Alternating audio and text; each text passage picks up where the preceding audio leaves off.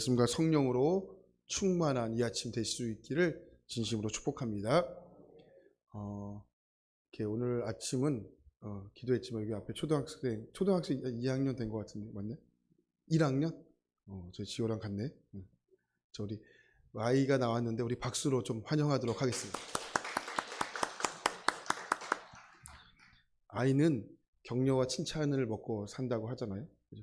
이 아침에 나왔다는 것은 이게 하나님 은혜라고 봅니다. 딱딱하고 좀 무슨 말 하는 거야 속으로 겉으로는 얘기 안 했지만 하나님 말씀은 살아있기 때문에 세대를 넘나들고 하나님 말씀은 살아있기 때문에 10년 가운데 임하게 되면 말씀이 살아있다는 것을 경험하게 되는 거죠. 오늘 이 아침 우리 초등학교 1학년뿐만 아니라 여기 앉아 계신 모든 분들에게 말씀은 살아있다는 것을 생생하게 경험하는 이 아침 되기를 축복합니다. 시편은 한 권의 성경이지만 5권이 압축적으로 이루어졌습니다. 특별히 1권부터 2권까지가 72편까지인데 1편부터 주인공은 다윗이었습니다. 그리고 73편부터는 3권으로 들어갑니다. 73편부터 89권까지는 3권으로 들어가는데 주로 등장하는 인물들이 아삽이나 또 고라나 이런 사람들이 이제 노래하는 고백하는 시편으로 되어 있습니다. 그 중에서 특별히 86편은 3권 가운데 유일하게 다윗이 쓴 시편이다라고 성경은 기록되어 있어요. 우리가 구약 성경을 통해서 다윗을 많이 경험하지 않습니까? 아마 다윗이 거의 많은 부분을 차지하고 있는 인물 중에 한 사람입니다. 여러분 다윗은요 참 역할이 많았어요. 어렸을 때는 목동이었고 또 군사적으로는 용사였고 군사 전략가였고 한 나라의 왕이었고 그러니까 두루두루 역할을 감당했던 사람이 다윗입니다. 다윗은 지금까지도 이스라엘 백성들 가운데 많은 영향력을 주는 한 사람이기도 하죠. 근데 다윗이요 이 모습이 저절로 이루어진 것이 절대 아닙니다. 여러분 그 역사극이나 시대극이나 여러분 유명한 인물들을 살펴보면 어떠한 시련이나 어떠한 역경을 다 극복했던 사람들이 여러분 전부이지 않습니까? 그리스 신화에 보면 가장 힘이 세고 유명한 영웅주였던 한 사람이 헤라클레스인데 헤라클레스도 12가지의 시련을 이렇게 했던 그런 유명한 그리스 신화죠. 헤라클레스뿐만 아니라 모든 영웅들도 마찬가지입니다. 성경에서 가장 많은 역경과 시련을 겪었던 사람이 누구냐 보면은 다윗이라고 우리가 이야기할 때 전혀 손색이 없습니다. 다윗은요 많은 시련과 역경을 겪었던 사람입니다. 근데 여러분 그 시간에요 어떤 사람이 대신해서 내가 너무 사랑하니까 자녀를 위해서 남편과 아내를 위해서 내가 대신 할 수 있다 이게 될 수가 없는 거예요. 하나님이 그 사람을 하나님의 사람으로 만들어가기 위한 어떠한 시련과 역경이 분명 그 사람에게 있다라는 겁니다. 요셉이 원해서 구덩이에 들어갔습니까? 요셉이 원해서 노예로 팔려간 겁니까? 요셉이 원해서 여러분 감옥에 들어간 겁니까? 아니죠. 13년 동안 구덩이에 빠지고 총리의 왕이 될 때까지 13년 동안 요셉은 전혀 알 수 없는 일을 요셉은 겪은 거예요. 그런데 우리는 성경을 통해 보니까 요셉의 하나님께 쓰임받구나 이렇게 알 수 있지만 요셉은 몰랐다고요. 알 수 있는 것이 없다고요. 근데 요셉이 총리가 된 다음에 뭐라고 고백합니까? 나를 이곳에 보내신 분이 하나님이시다. 나를 선으로 바꾸신 분이 하나님이시다. 할렐루야. 시련을 겪은 다음에 아는 거지 시련을 겪으면서 알 수 있는 사람들이 없다고요. 우리는 그때 하나님에 대한 이런 뭐랄까요 속상함, 하나님에 대한 원망이 그 시련과 가는 동안에 우리가 알 수 있는 겁니다.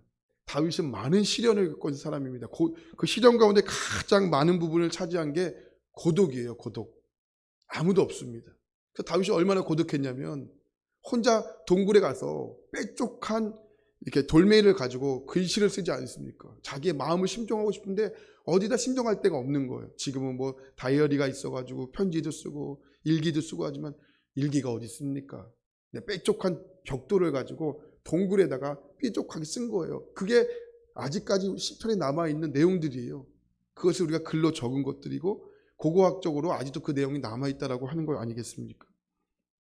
근데 다윗의 인생을 살펴보면 그 당시에는 고통과 어려움의 시간이었지만 우리가 성경을 통해서 보는 다윗은 그 시간이 하나님을 바라보고 하나님을 더욱 알아가는 시간이었고 의지하는 시간이었다 하면 우리가 알 수 있는 것 아니겠습니까? 오늘 말씀 1절을 보십시오.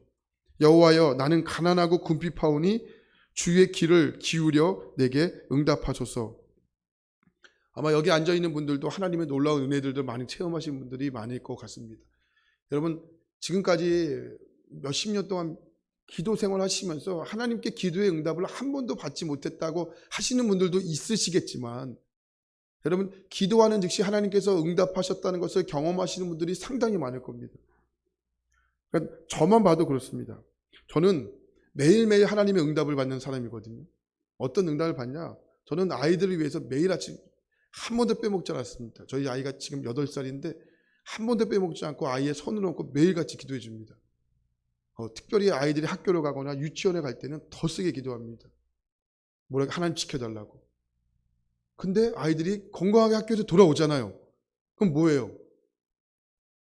응답을 받은 거잖아요. 근데 저는 그것이 응답인 걸 몰랐어요. 당연한 것으로 여겼다고요. 근데 제가 그걸 언제 알았냐면 추수감사절을 주일을 준비하면서 알았어요. 어떻게든 감사를 제목을 찾아내야 되잖아요. 뭘 찾아낼까 하다가 하나님 그 생각을 하게 하는 거예요. 매일 아이들이 기도해서 하나님 건강한 모습을 저녁에 만나게 해주세요. 근데 저녁에 만난다는 것을 모르고 있다가 하나님 추수감사절 때 그 기도 제목들을 생각나게 하셔서 야 나는 매일 기도받는 사람이다. 응답받는 사람이다. 근데 이게요 우리 인생 가운데 보편적으로 일어나는 일들이 하나님의 응답이. 그래서 조지밀러 목사님이 5만 번의 기도 제목을 응답을 받았다고 하지 않습니까? 그러니까 우리도 다 가능한 거예요. 이것들이. 그러니까 여러분 그러니까 감사는 발견하는 것고 찾는 거예요. 우리에게 주어지는 것도 있지만 그러니까 여러분들 잘 생각해 보세요. 아 하나님 나에게 응답을 많이 해주셨구나. 이게 놀라운 거예요. 여러분 과거에 힘든 것 때문에 죽고 망했다면 오늘이 없죠. 마찬가지 오늘이 망하고 힘들 거라면 내일이 없는 거예요. 할렐루야. 그런 의미에서 우리는 응답을 많이 받는 사람이라고요. 그러니까 얼마나 감사한 겁니까? 얼마나 축복된 인생을 살아가는 겁니까? 요 초등학교 1학년 아이가 있지만 여러분 이 초등학교 1학년이 오늘부터 기도한 다음에 평생을 100년을 산다고 하면은 하나님의 응답을 얼마나 많이 받겠습니까? 할렐루야. 그러니까 빨리 기도하면 빨리 기도할수록 좋은 거야. 하나님은 그만큼 많이 체험하니까. 그러니까 우리가 여러분 하나님의 응답에 대한 감사함을 모르고 지나갈 때가 너무 많다라는 겁니다. 여러분들은 어떻습니까? 오히려 지금까지 살아오면서 많은 기도의 응답을 받으셨지만 응답보다는 응답을 받지 못한 불평과 불만이 더 많았던 것은 아닌지를 한번 점검해 볼 수 있기를 축복합니다. 여러분들이 열심히 기도하는데 권사님 기도의 응답을 받지 못한 사정을 한번 이야기해 보세요. 묻는다면 술술 나올 겁니다. 그러니까 우리의 기도의 좌절이 여기 있는 거예요. 안타까움이 여기 있는 겁니다. 하나님은 정말 우리 기도하면 응답해 주실까? 그러니까 많은 분들이 이 부분에 대한 좌절감이 있습니다. 여러분 오늘 우리가 읽었던 시편 86편을 전체적인 분위기를 한번 보십시오. 다윗이 기도한 대로 응답받은 내용입니까? 아니에요. 이건 정반대라고요. 다윗이 이야기해요. 1절 말씀 보니까 나는 가난하고 궁핍합니다. 3절에 내가 종일 주께 부르짖나이다. 6절에 내가 간구하는 소리를 들으소서. 그러니까 다윗이 지금 하나님으로부터 기도하고 간절히 부르짖고 소리를 치는데 하나님이 응답하지 않는 상황이 된다는 거예요. 만약 여러분들이 이런 상황이다. 여러분들의 믿음은 어떠실 것 같습니까? 많은 믿음에 연약하신 분들은 기도에 대한 응답이 없으면 믿음이 무너지는 것을 상당히 많이 보게 됩니다. 하나님이 안 계신 것 같고 하나님 내 기도만 들어주지 않는 것 같고 하나님이 정말 사랑하는 거 맞나? 우리 가운데 의심이 찾아올 때가 있고요.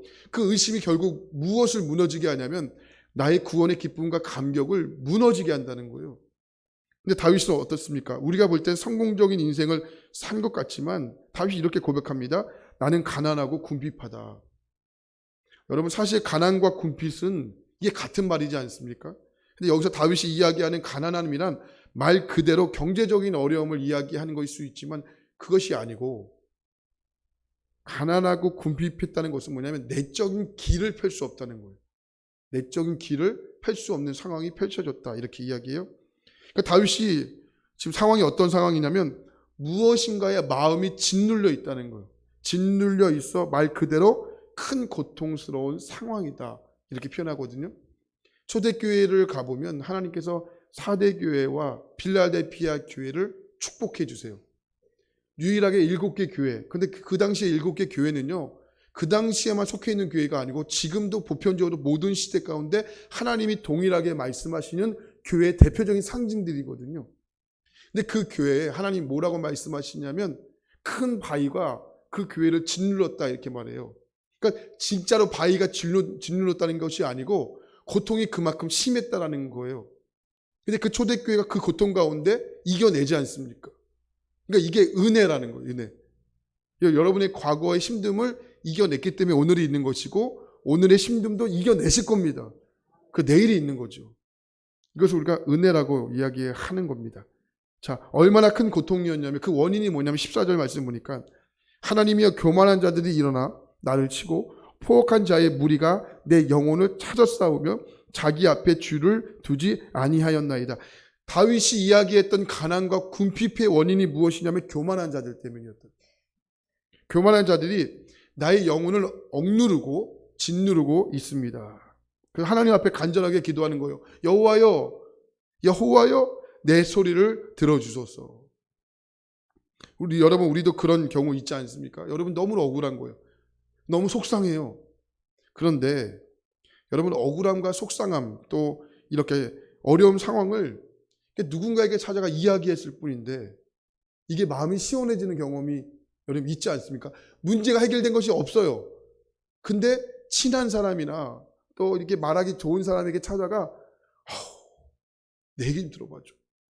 난 너무 힘든 일이 있었어. 그래서 듣기만 해도 그것이 마음이 시원해지는 경험이 있지 않습니까? 그래서 교회에서는 친한 사람 2-3명만 있어도 교회를 떠나지 않는다고 하잖아요. 그죠? 혼자 두면 말할 사람이 뭐 물론 목사님 하나님 맞아요. 그렇지만 속상함을 이렇게 얘기할 수 있는 사람이 분명히 있잖아요. 그래서 혼자 앉아 계시면 가서 좀 이렇게 말도 걸어주시고 잘 오셨다고 말도 걸어주시고 이렇게 이야기하는 것이 이게 교회에 놀라운 것이에요. 교제 가운데 놀라운 것이라고요. 근데 여러분 만약에요. 그게 하나님 우리 그 대상이 억울함을 이야기할 수 있는 대상이 하나님이시라면 이건 더욱더 놀라운 것이잖아요. 하나님 내가 얘기한 것, 기도한 것을 하나님께 다 흡수해 주신다. 여러분 이거 얼마나 놀라운 일이겠습니까? 다윗이요 하나님 부르는 거예요. 2절에 보면 나는 경건하오니 내 영혼을 보존하소서 내 주 하나님이여 주를 의지하는 종을 구원하소서. 다윗이 하나님 부를 때 2절에 뭐라고 고백합니까? 내 하나님이라고 불러요. 내 하나님. 그러니까 하나님을요 멀리 계신 분으로 세상을 창조하시는 분으로 인식하거나 부르는 것이 아니었다는 거예요. 나와 함께 하시고 내 곁에 계시고 나를 지켜주시고 나를 인도하시고 나의 모든 아픔을 아시고 할렐루야. 그러니까 나의 하나님으로 고백하고 있는 것입니다. 여러분 하나님 아시지만 하나님 우리가 절대로 가까이 할 수 있는 분이 아니에요. 가까이 할 수 없는 존재입니다. 그래서 모세가 하나님의 얼굴을 못 보잖아요. 가까이 할 수 있는 분이 아닙니다. 거룩하시기 때문에 이 죄인인 우리가 하나님과 절대로 가까이 할 수 없습니다. 하나님을 가까이 하고 하나님을 보는 순간 죄인인 우리는 죽는 거예요. 근데 다윗이 고백해요. 나의 하나님이라고. 여러분 하나님의 입장에서 보면 우리는 미비한 존재입니다. 너무 죄송하지만 먼지와 같은 존재입니다. 근데 하나님이 가장 친하고 가장 친밀하고 나의 개인적인 일까지도 하나님이 보여주신다라고 이야기하고 있는 겁니다. 여러분 이게 참 중요해요. 하나님을요 나의 하나님으로 여러분 우리가 고백할 수 있는 것이 얼마나 큰 힘인지 모릅니다. 나의 하나님으로 우리가 살아갈 수 있는데 나의 하나님으로 고백할 수 있는 분들과 고백할 수 없는 분들의 차이는 분명하게 있다는 거죠. 확연합니다. 다윗은 1절에 이야기합니다. 나는 가난하고 궁핍합니다. 그러면서 하나님을 나의 하나님으로 고백을 하는 겁니다. 다윗의 인생 속에 여전히 해결되지 않는 문제들이 있었지만 하나님이 나의 하나님이라는 것을 조금도 의심하지 않았다는 겁니다. 다윗의 신앙은요 환경과 상황 때문에 하나님의 존재를 부인하는 것이 아니었다는 거예요. 믿음은 상황을 뛰어넘는 겁니다. 할렐루야. 믿음은 환경을 뛰어넘는 겁니다. 그게 믿음이라는 거예요. 여러분 우리가 인터넷이나 백화점에서 물건을 사면 포인트라는 것이 쌓여요. 그죠? 그래서 이마트 같은 데나 롯데마트 가면은 또 마트 같은 데 가면은 전화번호 되잖아요. 그죠? 464-2144. 네. 이한길님 딱 하면 포인트가 딱 쌓이잖아, 그죠? 그러니까 포인트가 쌓이면서 우수 회원도 되고 VIP 회원도 되잖아요. 특별히 그 비행기를 타면 마일리지라는 게 쌓여요. 마일리지라는 게 쌓이면은 뭐 유럽 한번 갔다 오면 제주도 갈 수 있는 마일리지가 쌓인다든지, 아니면 하여튼 뭐 비즈니스석을 간다든지, 비즈니스가 이렇게 업그레이드를 막 시켜줍니다. 그런데 여러분, 그렇게 회원이 되기 위해서는 최소한의 조건이 있어요. 1년에 얼마 정도는 써야 된다, 뭐 이런 조건들이 있습니다. 아니면 비행기 경우는 몇 마일을 타야 된다, 이런 조건들이 다 붙어 있지 않습니까? 그래야지 최소 조건을 시행하면 우수 회원이 되는 겁니다.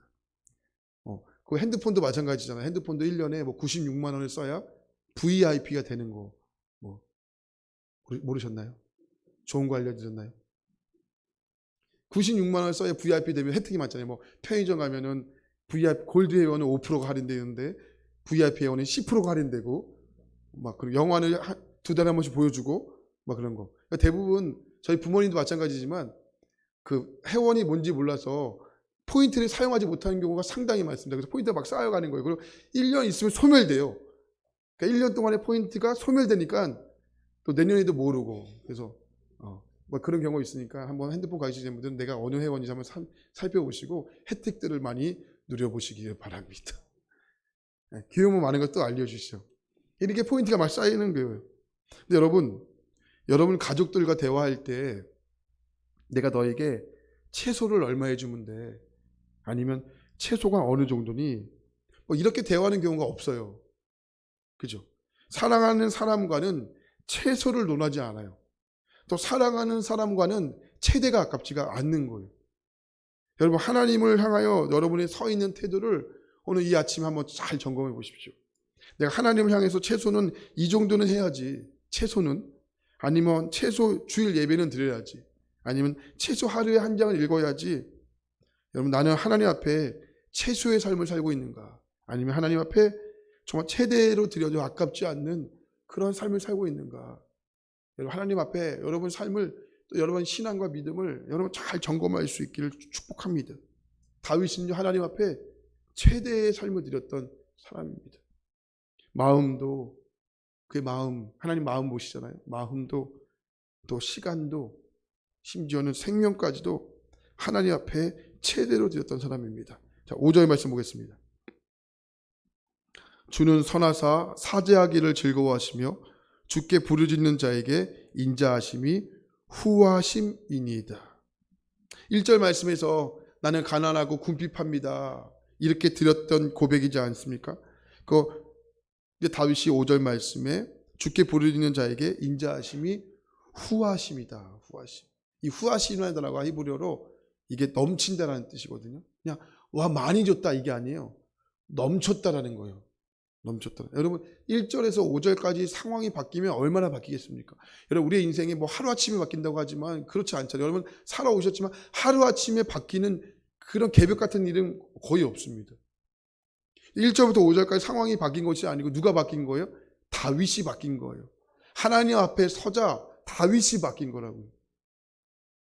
우리가 기도할 때, 기도하고 부를 때 하나님은 사랑의 하나님이다, 참 좋으신 하나님이다, 이렇게 부르지 않습니까?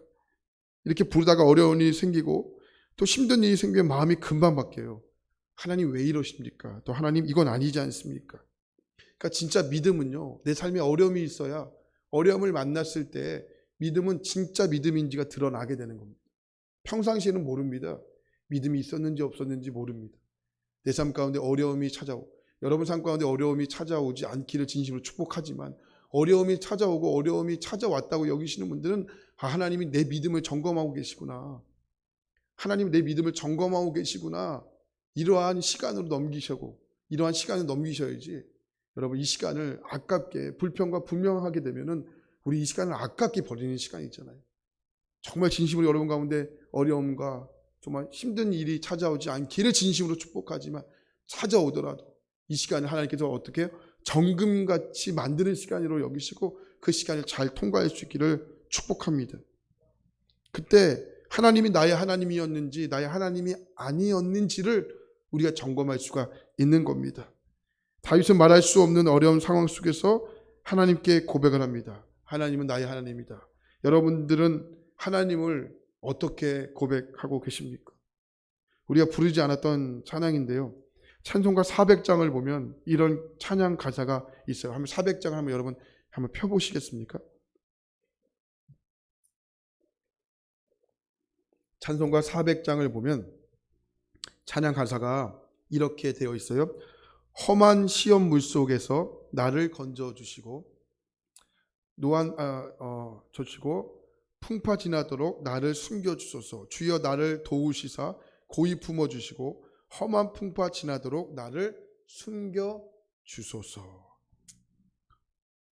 여러분 아마 이 찬양을 만든 사람이요, 이런 상황 속에서 있었던 것 같아요. 그러니까 이런 상황 속에 있었는데 하나님이 돌보아 주셨고 품어주셨고 안아주셨다. 그러니까 이런 경험을 한 것 같습니다. 여러분 하나님의 자녀들이지 않습니까? 저 여러분들 하나님의 자녀입니다. 하나님이요 이 세상을 바꾸시고 여러분을 구원하신 거예요. 하나님의 자녀들은 무엇마저도 하나님의 선함으로 바꿀 수 있냐면 우리의 죽음과 고난마저도 하나님의 선함으로 바꿀 수 있는 사람들입니다. 왜요? 예수님이 먼저 그것을 하셨기 때문에. 예수님은 고난과 죽음으로 선함으로 우리를 구원하신 분이세요. 그러니까 예수님이 먼저 보여주신 거죠. 그러니까 그 길을 따라가겠다 하는 우리의 하나님의 사람들도 모든 것을 하나님의 선함으로 바꿀 수 있는 능력이 있는 사람입니다. 로마서 8장 28절이 그 말씀을 하고 있는 거죠. 협력하여 선을 이룬다. 시편은요 고난을 이야기하지 않고는 설명할 수 없는 성경입니다. 그런데 고난의 과정을 통해서 어떤 결과를 만들어 가십니까? 하나님의 계획이 무엇이고 나를 향한 하나님의 뜻이 무엇인지를 정확하게 알려주는 성경입니다. 그래서 우리가 매일매일 새벽에 시편 1편부터 지금까지 86편까지 86일 동안 쉬지 않고 달려왔고 앞으로도 거의 70일 동안을 시편 말씀을 계속 볼 겁니다. 그 말씀이 그 말씀인 것 같고 그 말씀이 그 말씀인 것 같은데요. 그렇지 않습니다. 그 한 절 한 절이 그 하나님의 살아계심을 절절하게 보여주는 그 표현들이 시편 말씀에 기록이 되어 있는 거예요. 그래서 우리도 시편을 통해서 은혜 받으신 분이 많은 이유가 뭐냐면 꼭 내 상황 같거든요. 꼭 내 환경 같거든요. 지금 내 일 같거든요. 근데 다윗을 보니까 1절에서는 하나님 왜 그러십니까? 라고 했던 시편 말씀에 17절에 가면 하나님 노래하고 있는 거예요. 상황이 바뀐 것이 아니고 한 절 한 절 만들어 가시면서 하나님 그 인생을 만들어 가신 거예요. 혹시 여러분 1절에 계신 분들이 계시다면 17절에 반드시 가실 겁니다. 혹시 1절이 지나서 2절, 3절, 10절에 계신 분들이 계시다면 조금만 기다리시면 17절 하나님 반드시 만들어 가실 겁니다. 하나님 그 고백을 하게 하실 겁니다. 이스라엘 백성들 보면 그들이 정말 생명처럼 여겼던 바벨론 성전이 무너지게 돼요. 그들은요 예루살렘 성전이요 그들 인생 가운데 가장 중요한 곳이었습니다. 성전이 무너질 거라고 생각을 못했어요. 하나님이 그 성전 안에 계셨다고 확실히 믿었거든요. 근데 그 성전이 무너진 거예요. 그 성전이 무너지면서 그들이 가지고 오셨던 절망감과 하나님은 죽었어. 그들이 포로로 끌려가게 됩니다. 다 끝났다고 여겼어요. 소망 없이 끌려가게 됩니다. 근데 포로로 끌려갔을 때 그때 에스리엘과 다니엘이 함께 포로로 끌려갑니다. 근데 다니엘은 거기서 성경 말씀을 읽기 시작해요. 창문을 열고 하루에 3번 기도하고요. 성경 말씀을 읽기 시작하면서 예레미야가 하나님의 예언을 받았던 성경 말씀을 읽게 되고 그가 은혜 받게 돼요. 거기에 뭐라고 써있냐면 70년의 기한이 차야 이스라엘 백성들 돌아올 것이라는 말씀이 기록이 되어 있는 거예요. 다니엘이 그 말씀을 붙잡고 이스라엘 백성들에게 은혜의 말씀을 선포하기 시작한 거예요. 그들 가운데 소망이 있다. 조금만 참자. 하나님 70년이 차면 이스라엘 백성들을 돌아오게 할 것이다. 우리 백성들 돌아오게 할 것이다. 그 힘든 시간을 견뎌야 한다. 나라가 막 바뀌잖아요. 바벨론이 무너지고 바사 이런 제국이 차면서 이스라엘 백성들은 멸망하지 않습니다. 다시 돌아오게 돼요. 그래서 지금의 나라를 다시 찾게 되는 거 아니겠습니까?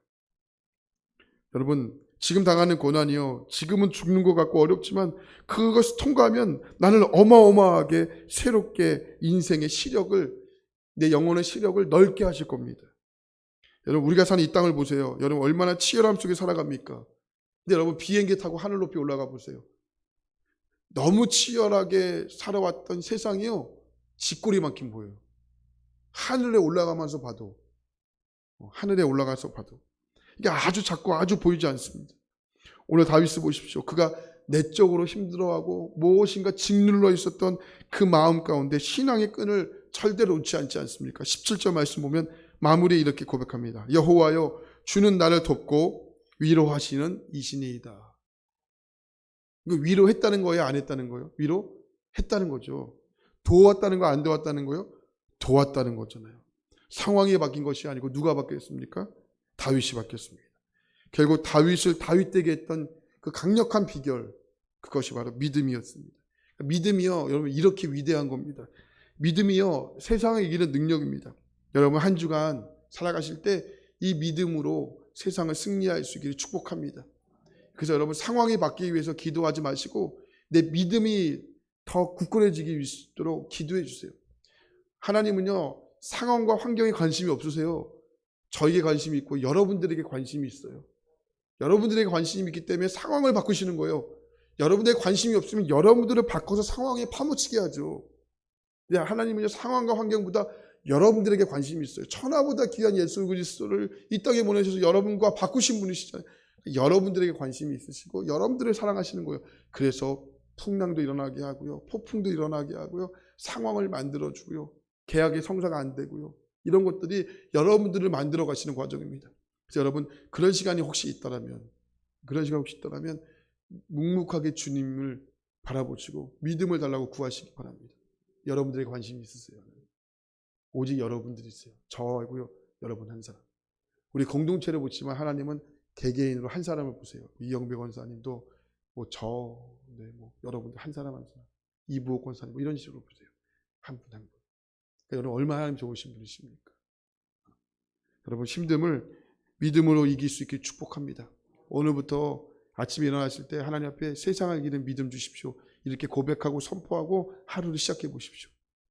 그 여러분 가운데 놀라운 응답의 역사들이 넘치게 될 줄 확신합니다. 이번 한 주간 이런 믿음으로 다 소유하시고 넉넉하게 승리하는 한 주가 되기를 축복합니다. 기도합니다.